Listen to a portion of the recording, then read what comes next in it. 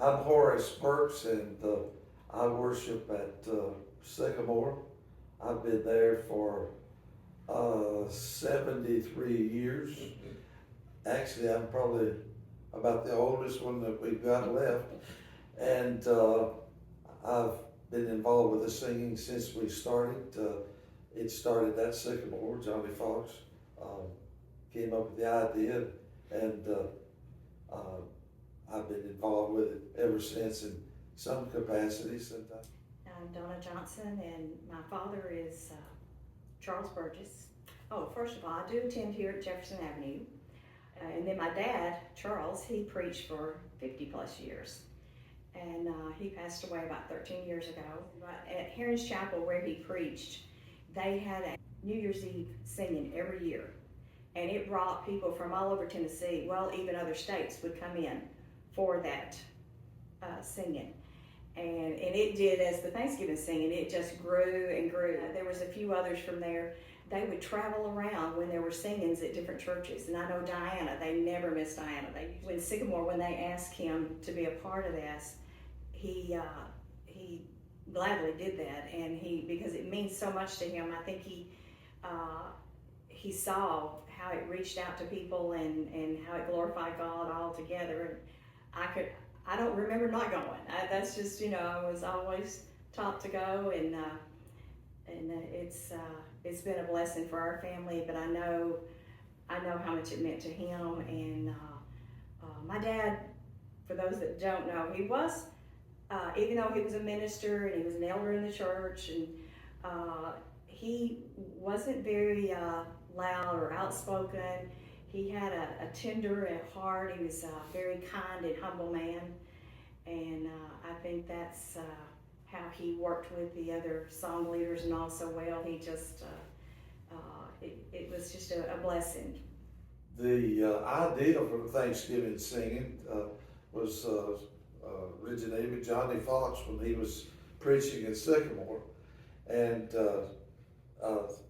probably one of his better ideas.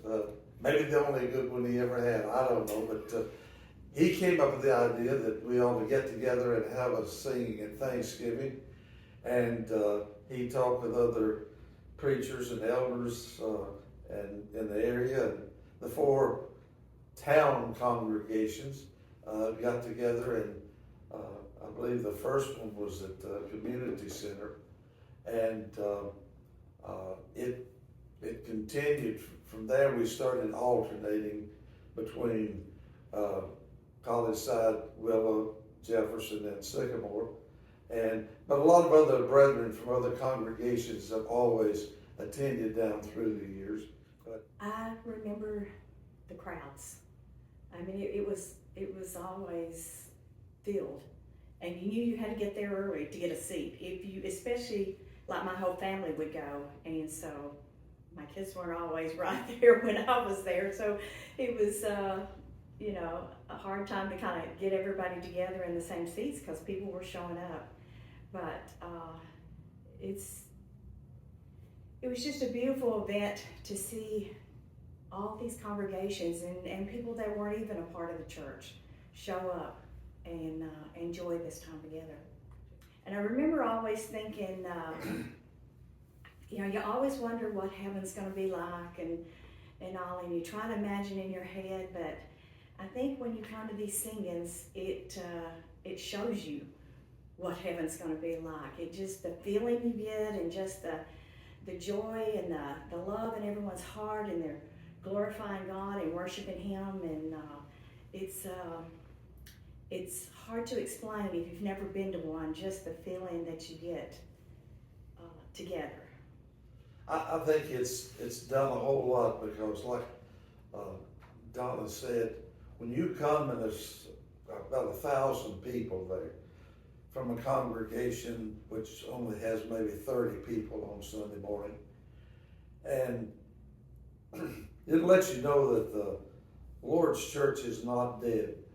We've got a lot of brethren. When you see them all congregated together like that, the spirit that it creates, and to see people that you didn't even know that were your brethren that are there that are worshiping in different congregations. I think the spirits of togetherness and of fellowship and of unity, it's invaluable.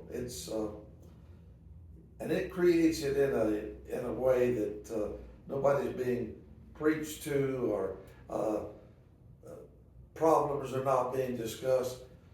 People are just singing and enjoying and just kind of drinking in the experience, because most of the singings that we've had really have been the experiences. The singing is just absolutely beautiful, and it kind of demonstrates what we can do with our voices when we work together and we sing together. And I think when people come and visit the Thanksgiving singing, that they see what the human voice can do and why God commanded us to sing. It makes a sound that no instrument can make. I'm just, sometimes I hear people express, it just gave me cold chills. It literally does.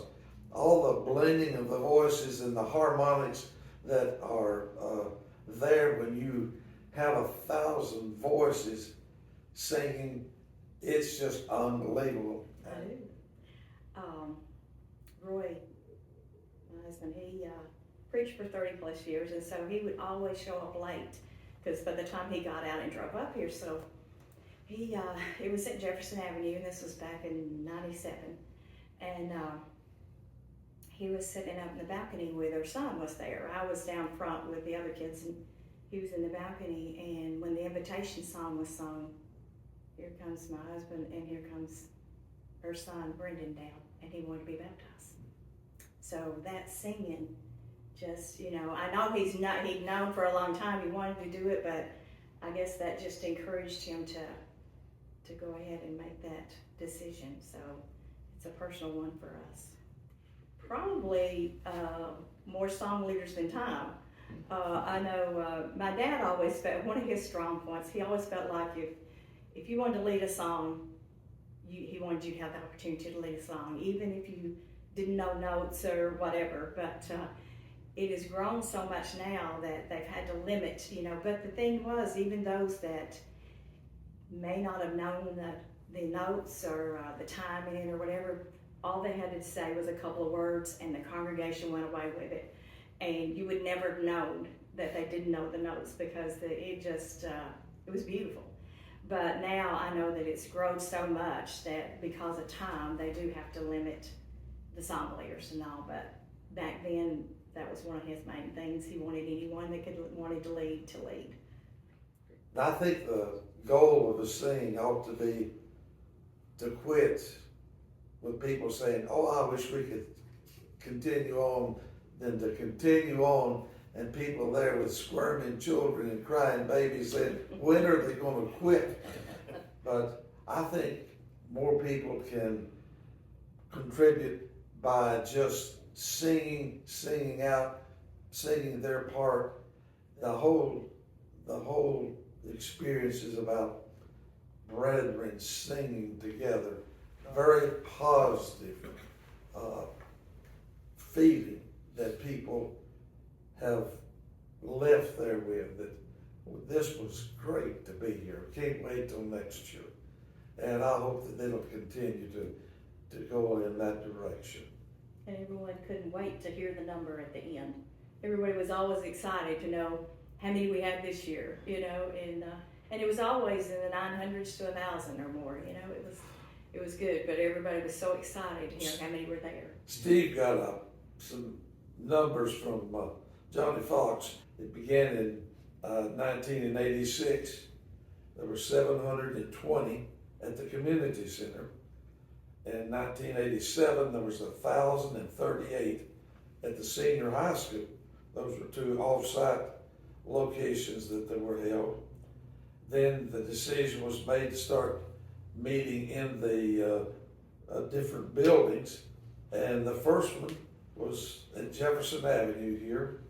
977 present. In 1989, there were 1,006 in attendance at Willa. I think somebody questioned whether or not the preacher had counted the crowd there, but that's what they had, over 1,000. And then in 1990, there were 918 at Sycamore, and in 1991, 960 at College Side. So, been some big crowds for the singing. Well, around an average of about 1,000 each year. So I just hope it continues to grow and continues to glorify God. That's the main goal of this, is to glorify Him and reach people, just to reach their hearts. And it's beautiful. And when you put all these voices together, it's hard to imagine until you hear it. Well, it is, and I hope that even though a lot of the participants are going to pass and be gone and not be here, I hope that the generations coming behind us find this is something they want to continue doing, to expand it and to involve more and more people in it. The blessing of singing together. Well, I would say it's just been a combination of the congregations pulling together. I think Sycamore needs the credit for getting it going in the beginning and keeping it going, and I do think using my dad, using the same one year after year, the song leaders all knew him and he got to know all them, and I think it was just a combination of effort together. I think so too. Charles did such a good job, and he really did a great service. And even though he didn't worship in any of the four congregations, but he was the one that took care of it. And I didn't even think about the singing, because I knew he was going to take care of it. He enjoyed that, and he blended well with the different personalities of people that were there and led singing, and I think it made it just go as smooth as it possibly could. The best thing you just have to come. If you've never been to one, you just have to come. There's nothing like it, is there, Horace? There is absolutely nothing like it. I think it's a great opportunity to invite friends that we may have that